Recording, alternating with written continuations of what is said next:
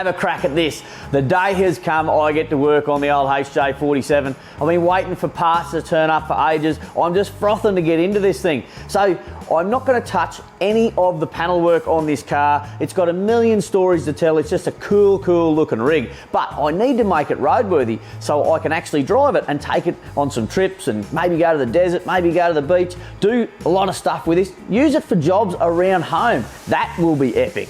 Now, I am super excited because these parts, Dobinson suspension, I've got new glow plugs, I've got water pump, I've got to pull the radiator out and all that sort of stuff. So come with me for the ride because I swear it's going to be a little bit interesting.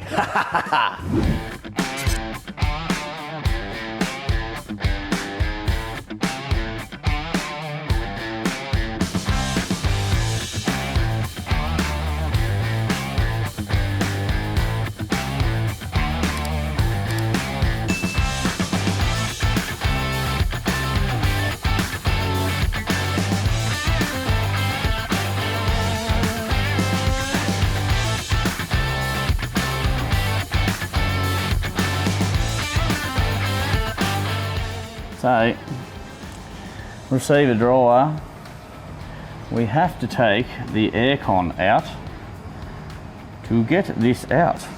So, if we undo those though, hopefully we can lay this back. Ow!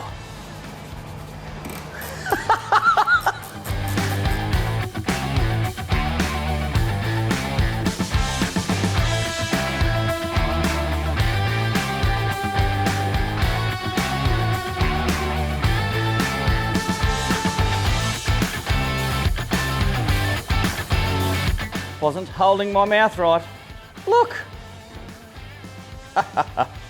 Now, we'll get her out, we'll get her flushed out.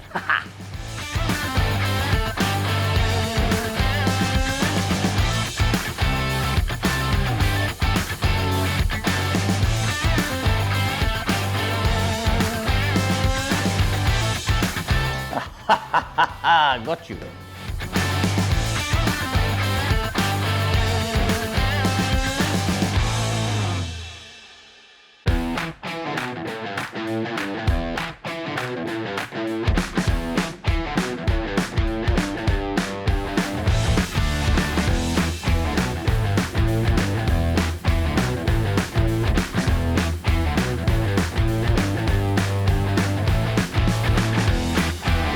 I'll reuse that one. Doesn't seem to be too badly corroded or anything like that. So no point buying a new one when that one's good. Always good to put a new one in anyway. Just keep that one for a spare one day, you never know. I think she needs a flush out pretty bad. She's been sitting around with no coolant in it for years. So we'll get her off the hoist afterwards and we'll probably fire her up and get the hose running through it.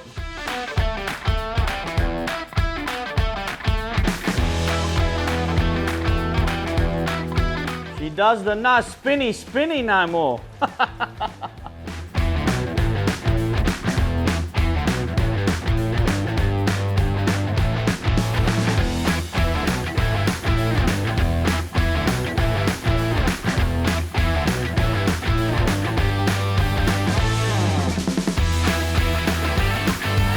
Well, as you can see, I've dodged up a bit of a block cleaning exercise. I've got the gurney in there, I've got it clamped on. I'm just going to kick her in the guts to get her idling. I've got the new water pump on there. I'm going to try and agitate all that gunk and sludge that we saw on there before, try and get it out. I've got that hose pointing to the ground. I've got my little squeegee. So yeah, see how we go, see how much crap we can get out of this thing.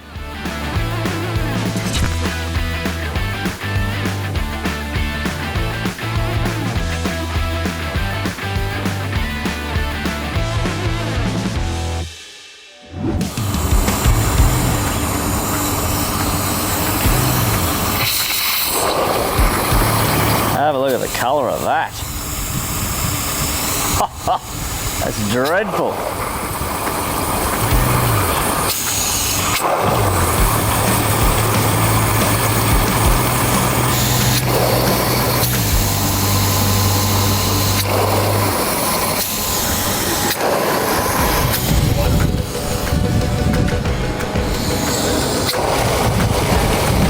That's what we want to see.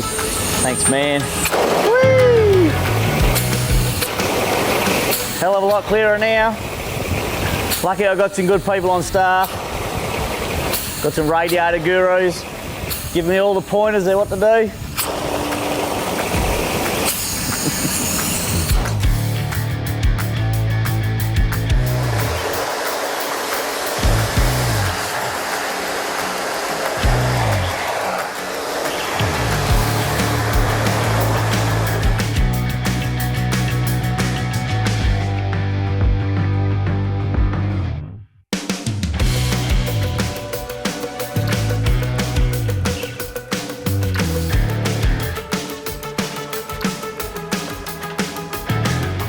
Haha, got him!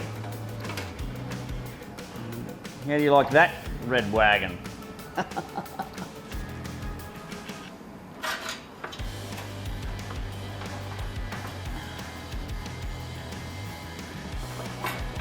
at that. Lining him up all sweet. On there like that.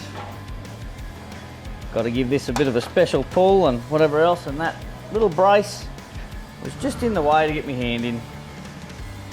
Yeah, look at that.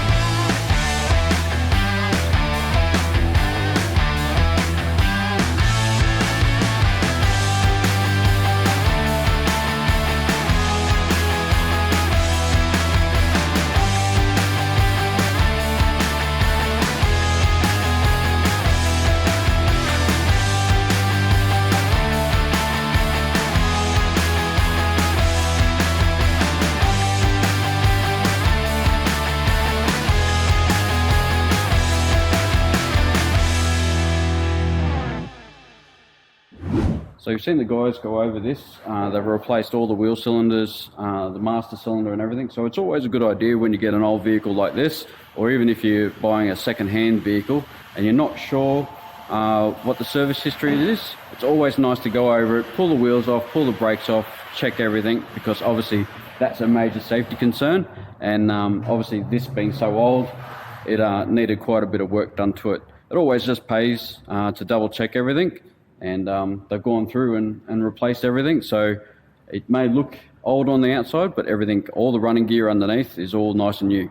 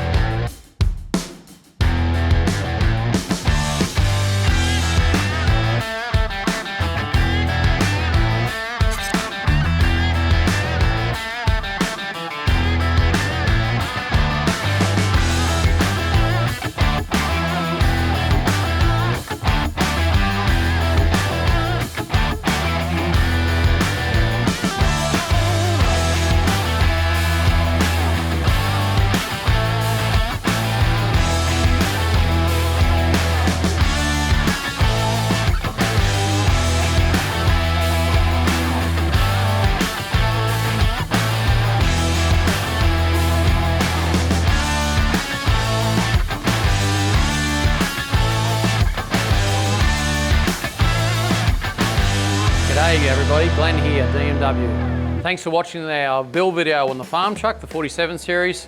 Look, I'd just like to take a bit of time out to show you guys, give you a bit of a hint on how to make a patina paint job, because it's all the rage these days. People are doing hot rods and old cars, and they want to make them look old again, even if they do have decent paint. So first thing we're going to do is we're going to do this a multi-layer paint jobs. Number one trick when you're making a patina paint job is you want to sort of show some definition between the paint layers. So what we use to do that so the paint doesn't stick is you just use like a cutting compound. So you can buy just a cheaper cutting compound, or down at the shop we've got the stuff we use here. Is just start to lay a little bit of cutting compound on a few different areas. So what you want to do next, what I'm going to use is just a oxide sort of base.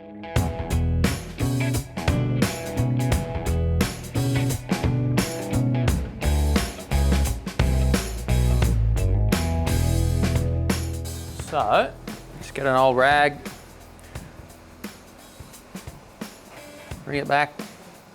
So as you can see, it's already given us a bit of a pattern there. That makes it look semi-age. You'll see you'll have like a defined edge there, but we can help that out when we're finished with a bit of feathering on the sandpaper, basically is what we'll do.